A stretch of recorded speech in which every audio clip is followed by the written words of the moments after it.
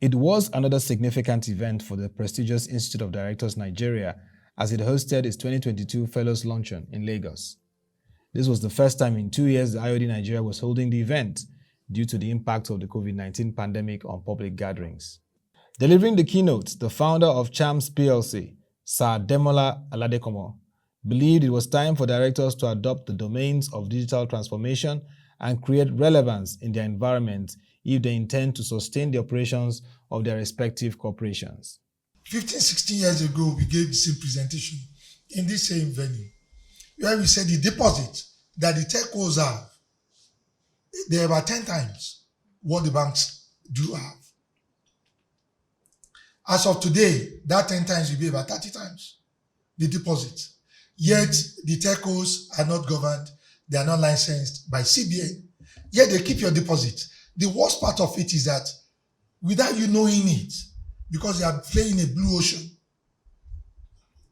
they are taking your deposit without giving you interest. All of us today, we carry this little stuff. We deposit money in there. That is deposit. Some of you do 200,000, 300,000.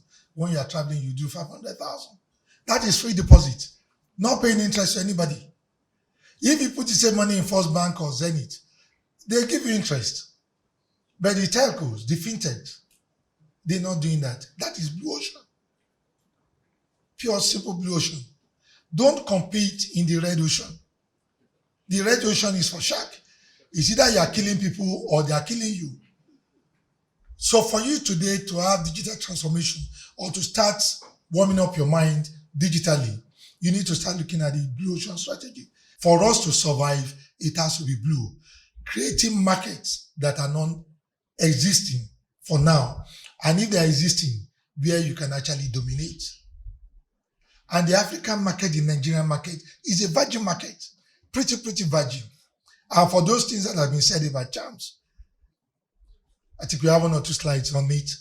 They are all virgin markets. Most of the areas we play in.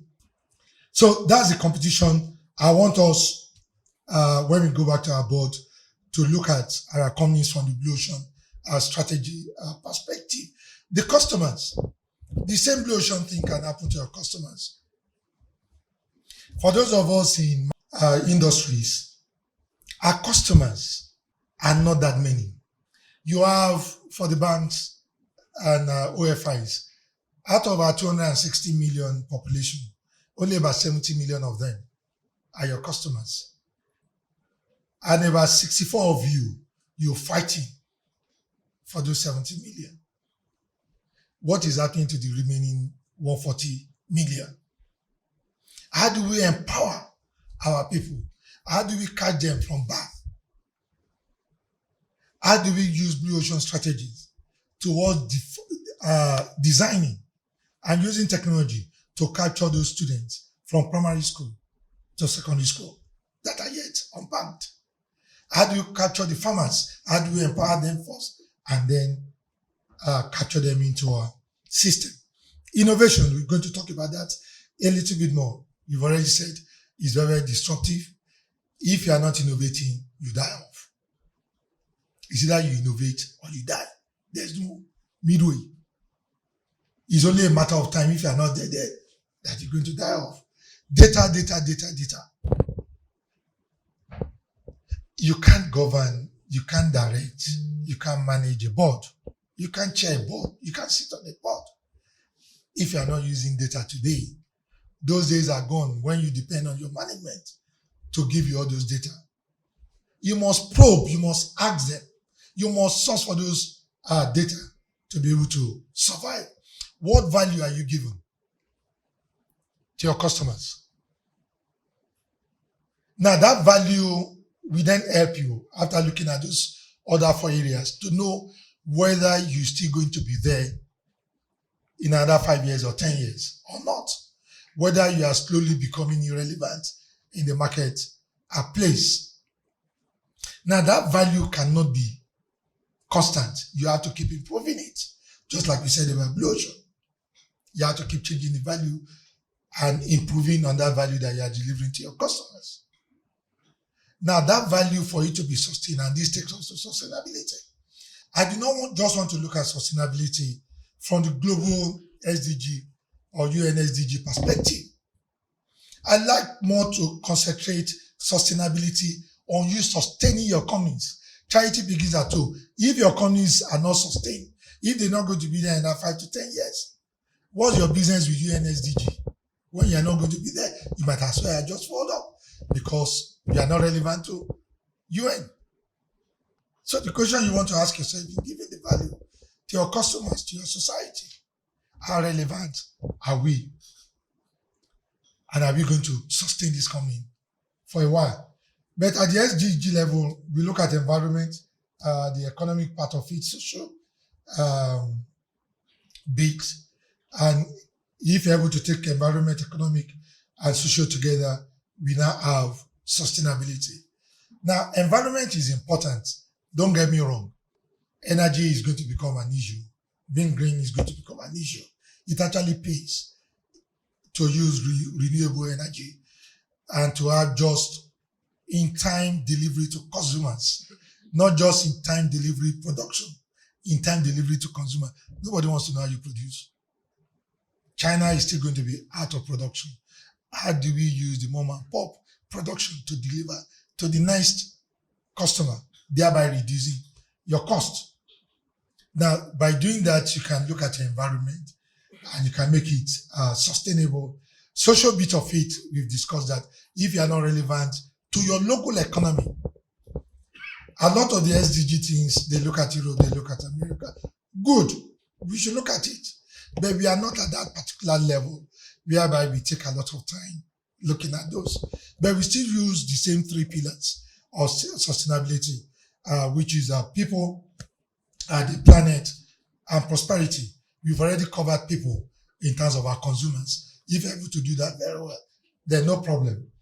But some of the pillars that I'd like to lay emphasis on here is inclusiveness and diversity under people. Our women are becoming very powerful, and they have these instincts on boards if you use them very well. The days of male dominance, as I can see here, for all of you, we need to diversify our boards, not just in terms of the ladies, our women. We also need to be inclusive about the young, the youth. That is the market. If you're talking of that market of 0 to 64, and most of our board members are over and above that 64, who are you giving the market to? Which market are you serving? So we need to consciously look at the composition of our boards if it's going to become sustainable. If you're going to look at succession planning in any way, we have been adding to. And to train a good board member takes a long time. So it's better to bring them young at the age of 20s, 30s, and early 40s. By 40s, you know, crayfish or fish, once it's dried, it becomes difficult. But we need to diversify and be more inclusive. There's something about digital transformation. You only need to understand 30% of it. There's this theory about language. I'm sure a lot of you will have come across it. For Yoruba, you don't need to understand Yoruba 100%. Just understand 30% of it. Igbo, understand 30% of it, and you're going to be able to communicate. The same thing in technology. Just understand just about 30% of it, and you'll be as good. You don't want to be an expert. You just need enough knowledge. But you must acquire that knowledge. And you do not have a choice as board. You must transform yourself. Governance, not just corporate these days. You can't afford to be that politically illiterate as a board. For me, if there's any message you're going to be taking back, is for your board not to be indifferent. Come 2023, as individuals, it's going to be crime against your children and grandchildren if you're indifferent. As board, it's going to be crime against your companies if you're indifferent. We cannot afford to be different. This country is just at the precipice of becoming very, very great. The market is huge. You don't need to look at any other market. Anything we are doing in charms, and I can tell you the market is massive. Artisans, agri, education, massive market. You can't go wrong with this. But what is going to debar you will be political rascality. You can only direct what you know. Today's boards are aware of digital natives, Africa,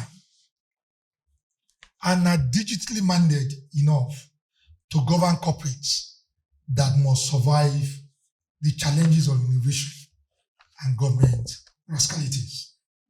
God bless you all. Thank you so much. Dr. E.J. Jidenma and Sir Demola Aladekomo speak further on the essence of the forum and the theme and how it applies to directors. The world has changed drastically, so we can only make headway by being innovative and creative. We cannot continue the way we do things, and we must be conscious of the environment we operate in, while also leveraging with our ties, globally. So that's what it is about.